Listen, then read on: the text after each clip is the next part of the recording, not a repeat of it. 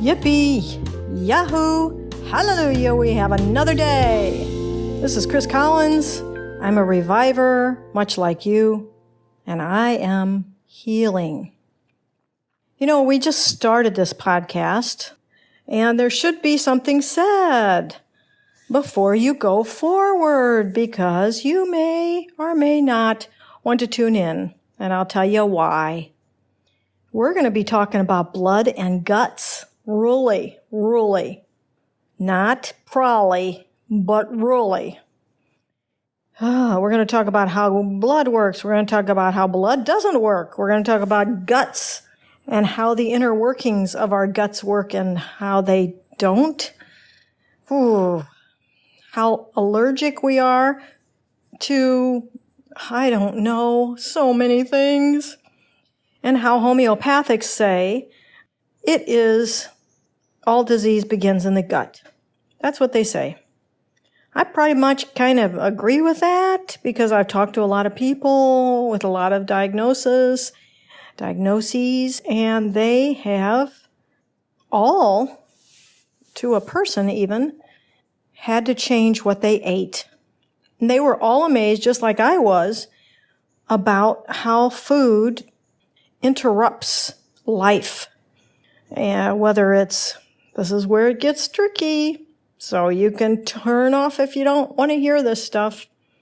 Whether it's diarrhea, or whether it's constipation, or whether it's fatigue, and all of that. We're talking about bruises. We're talking about inability to walk because the joints are not working well. We're talking about pain. We got so much stuff going on as we heal. And so as we march through these podcasts, you should know that at any given time, I can bring forth of cold and flu and C. diff and campy and all kinds of things. And so will everybody else that I interview. There's going to be a lot of stuff. And this is what life is all about for a reviver, because we find out what works with our body, we experiment, we don't like this, we paid for that, and then we have to move on. That's what it's all about. Because maybe the pills did work, maybe the pills didn't work, maybe the chemo worked, maybe it didn't work. I don't know.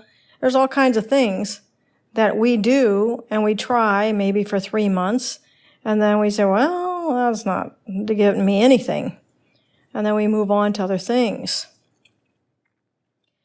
If we do this, then the knowledge and the facts will make themselves clear. i.e., if I have watermelon, in 2 days, I will have stomach cramps so bad that I'll have to breathe through them.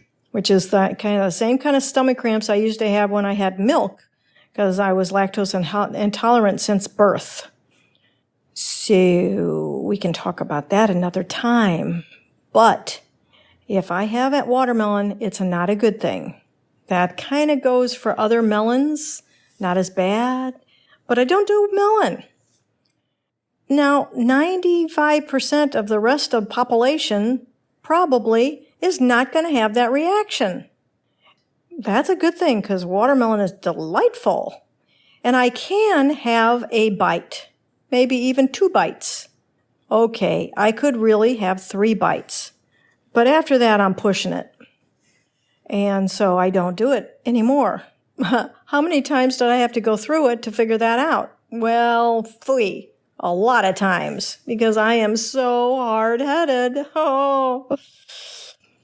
And so I also found out, I'm 68 this year, and I also found out this year that I am allergic to eggs. Now, that's the last thing in the world I would believe, but I saw it happen. I ate an egg, and my stomach swole up the size of a, not grapefruit, not pineapple, basketball, baby. And that thing was hard as a rock.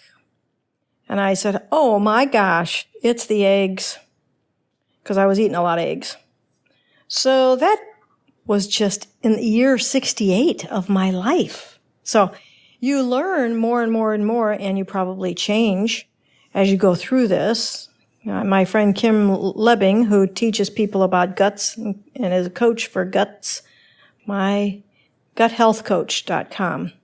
Anyway, she will tell you her story and how she came out of it, and now she can eat gluten and a lot of other things. I can't, but she can.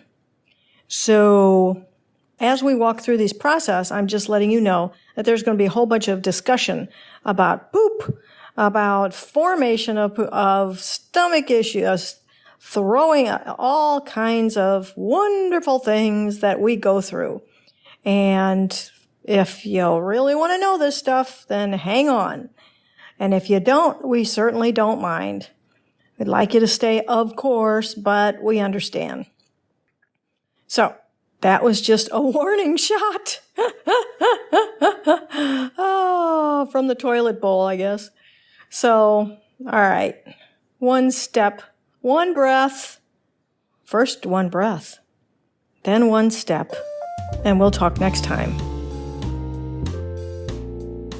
How do you reach us?